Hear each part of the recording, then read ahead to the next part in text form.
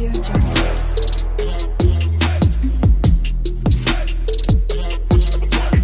Audio Jungle.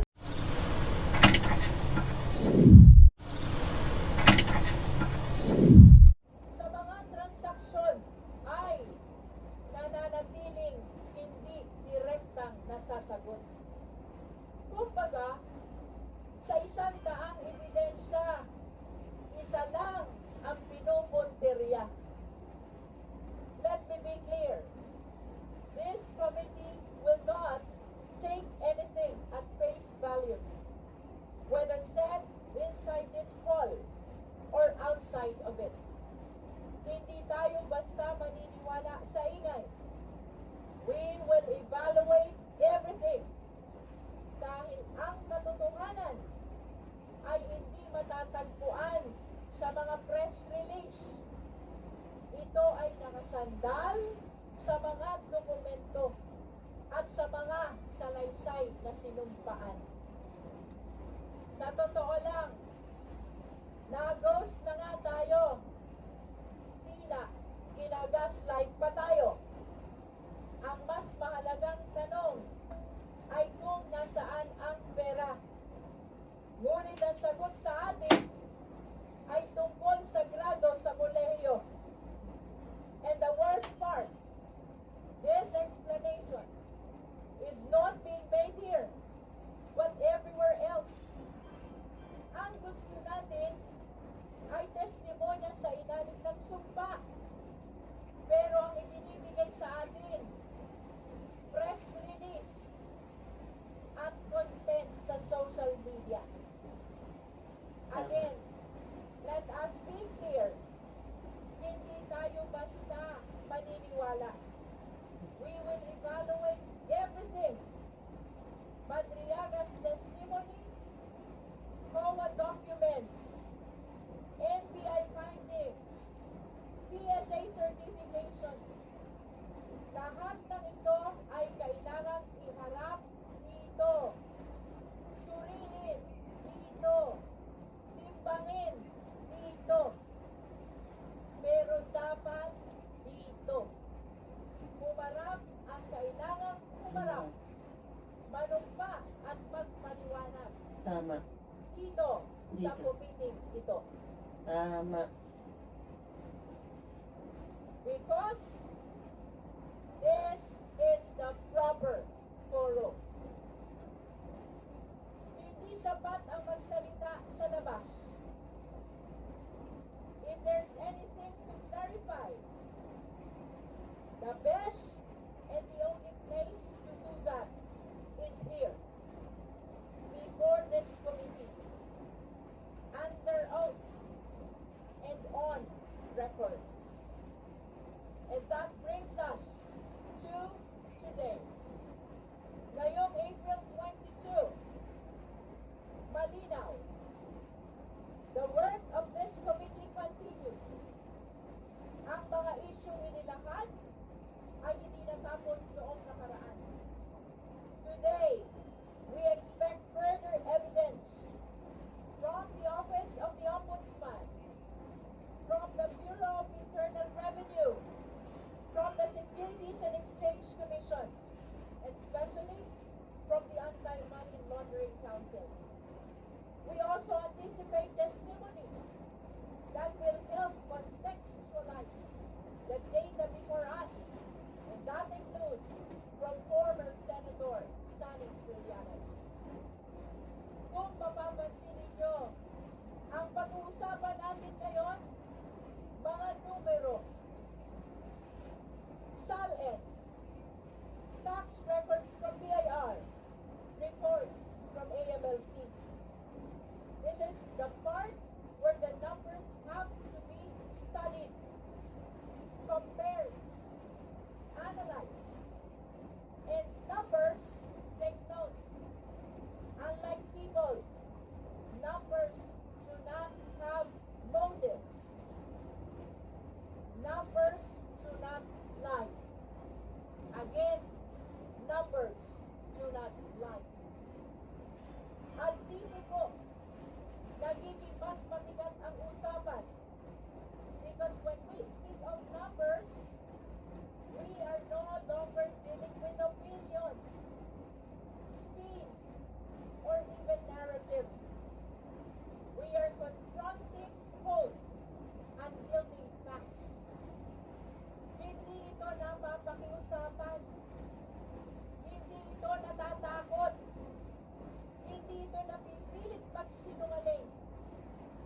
A number either matches or it does not. At higit sa lahat, hindi po ito basta numero lamang. Pera ito ng taong bayan.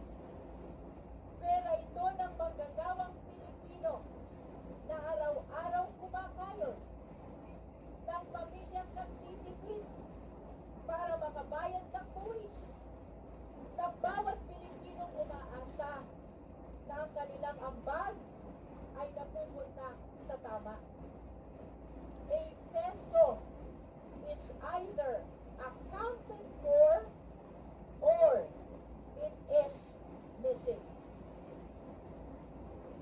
At kapag pinagsama-sama ang mga numerong ito mula sa SALN, BIR, AMLC, they begin to tell a story which no press conference can rewrite, no diversion can erase.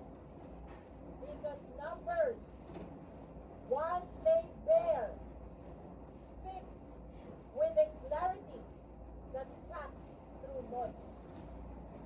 And when they point to a discrepancy, they do not whisper. They demand to be answered. Kung ayaw magsalita ng tao, kung ayaw humarap ng vice-presidente, hayaan natin na ang mga numero ang magkwento.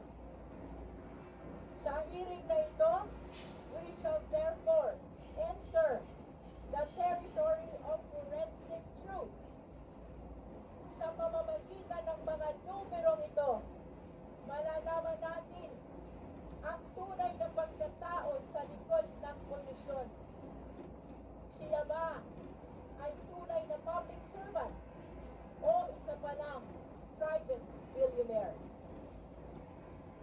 At ang direksyon natin ngayon ay simple, ngunit matibay. We follow the evidence wherever it leads. Hindi tayo magpapadala sa ingay.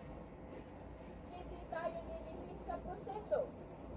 Ang ating sandigan ay ang konstitusyon at ang ating layunin ay ang katotohanan.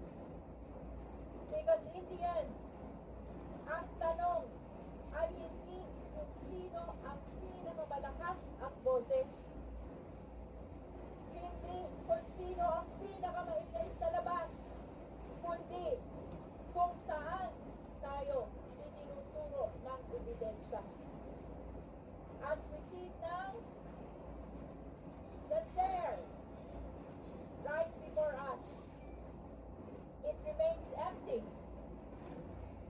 At tila, sanay na po tayo sa tanawing tiyak. Ngunit kahit bakante ang upuan iyan, even if that chair remains empty, this room is full of the people's questions. Napakaraming tanong. Ang pagtangga ng mukha Mga tanong sa Duterte. na sa kabila ng pag-iwas, hindi mawawala.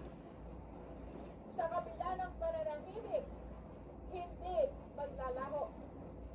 Mga tanong na kailanman ay hindi kayang takasan ng bakante upuan. Not today. Not anymore. Let the evidence speak. Let the numbers testify. Let the chips fall where they may be. Let us finally resume this hearing. With that, this committee shall proceed. Honorable Chua.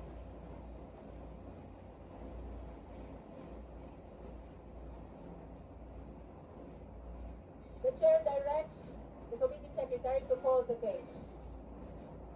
Thank you, Madam Chair. Impeachment complaints against Vice President Sara Duterte, filed by Reverend Father Joel Sabado and endorsed by Representative Laila Evangelista, and filed by Attorney Nathaniel G. Cabrera and endorsed by Representatives Rodrigo M. Abate Jr. and Francisco Paulo P. Ortega III. Let it be placed on the record that the committee secretary called the vice president, and it appears that the vice president is still not present in our hearing. The chair likewise direct the committee secretary to call the complainants, at least to be acknowledged. Consent. Complainants, Ida Sabada and Cathy Chief Complaint, Father Joel Cabrera Sabada, Father Rogelio del Rosario, Sister Geraldine Denoga DC, Lily Tam, Father Basilito Sarabia CF, and Pastor Leonardo Arevalo. The counsels for the complainants, Attorney Amando Virgin Quintal and Attorney Stephen Magapin. The chair acknowledges the presence of complainants in Sabalia et al. Complaint. The second impeachment complaint, consent please. For the Cabrera impeachment complaint, Attorney Nathaniel G. Cabrera. May we know if Attorney Cabrera is present? No one answered. Let it be placed in the record that while the Sabalia et al. Complainant are present, Attorney Cabrera is not present in our meeting today.